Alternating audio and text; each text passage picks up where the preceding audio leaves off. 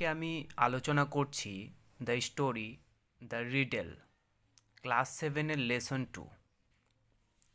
দেখো, Akbar was one of the greatest emperors of India. Akbar ছিলেন ভারতের অন্যতম সেরা সম্রাট। He belong to the Mughal dynasty, মানে তিনি মুঘল রাজবংশের অন্তর্ভুক্ত ছিলেন। He had in his court the 9 gems, his 9 advisers, মানে তার দরবারে তার 9 জন উপদেষ্টা, মানে যারা নবরত্ন ছিলেন। One of this James was Birbal, known for his wheat and wisdom, মানে এই রত্নগুলির মধ্যে একজন ছিলেন বীরবল, যিনি তার বুদ্ধি এবং প্রজ্ঞার জন্য সুপরিচিত ছিলেন।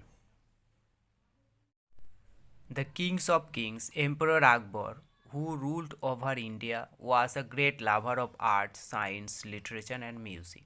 মানে রাজাদের রাজা আকবর, মানে যাকে সম্রাট আকবর আমরা বলি, যিনি ভারত শাসন করেছিলেন, তিনি ছিলেন শিল্প, বিজ্ঞান, সাহিত্য এবং সঙ্গীতের এক মহান প্রেমিক। One day on a fine morning he was walking in his vast garden, মানে একদিন সুন্দর সকালে তিনি তার বিশাল বাগানে কী করছিলেন? হাঁটছিলেন। His garden was lined with trees that produced the tastiest and juiciest fruits in the whole kingdom. তার বাগানটিতে ছিল সারি সারি গাছ, যেগুলি পুরো রাজ্যে সবচেয়ে সুস্বাদু এবং রসালো ফল উৎপাদন করত। There were flowers of all shapes and sizes in his garden, তার বাগানে সব আকারের এবং আকৃতির কী ছিল? ফুল ছিল। He had his most trusted and favourite minister Birbal with him, তার সাথে তার সবচেয়ে বিশ্বস্ত এবং প্রিয় মন্ত্রী বীরবল ছিলেন।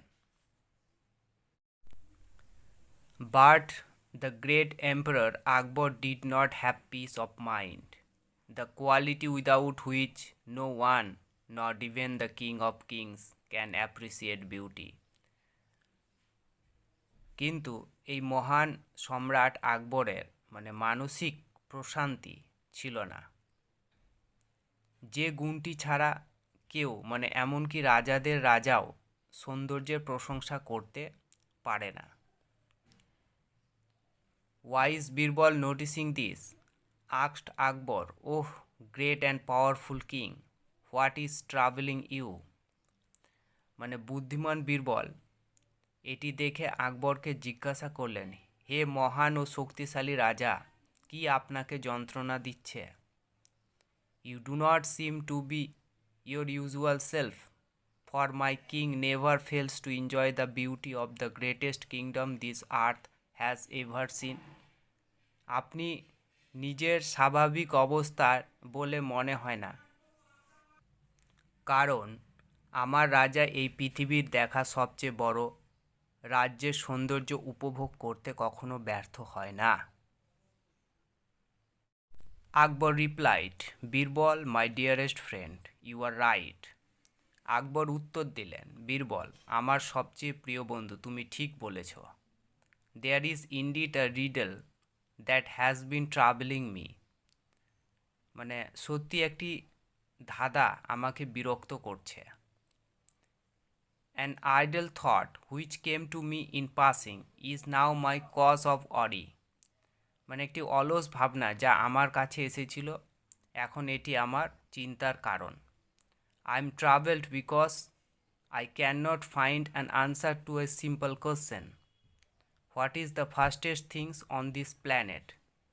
মানে আমি সমস্যায় পড়েছি কারণ আমি একটি সাধারণ প্রশ্নের উত্তর খুঁজে পাচ্ছি না, মানে এই গ্রহের সবচেয়ে দ্রুততম জিনিসটি কি?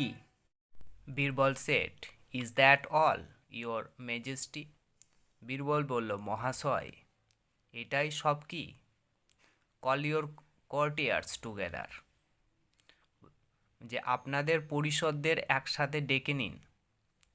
Let us see if one of them can answer, তাদের মধ্যে কেউ উত্তর দিতে পারে কিনা তা আমরা দেখি।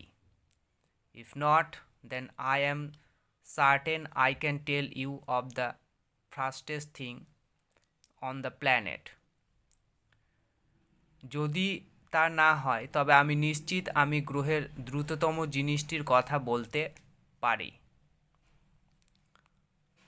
At the king's court, many heard the question that was troubling Akbar.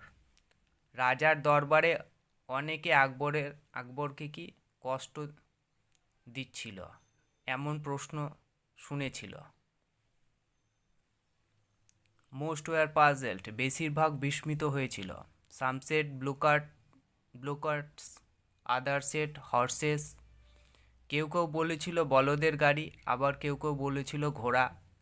But Birbal just smiled at them, কিন্তু বীরবল কেবল তাদের দেখে হাসলেন। After everyone had failed to satisfy emperor Akbar, Birbal offer to answer his question. সবাই সম্রাট আকবরকে সন্তুষ্ট করতে ব্যর্থ হওয়ার পরে বীরবল তার প্রশ্নের উত্তর দেওয়ার প্রস্তাব দিলেন। He said, your majesty, it is the human mind.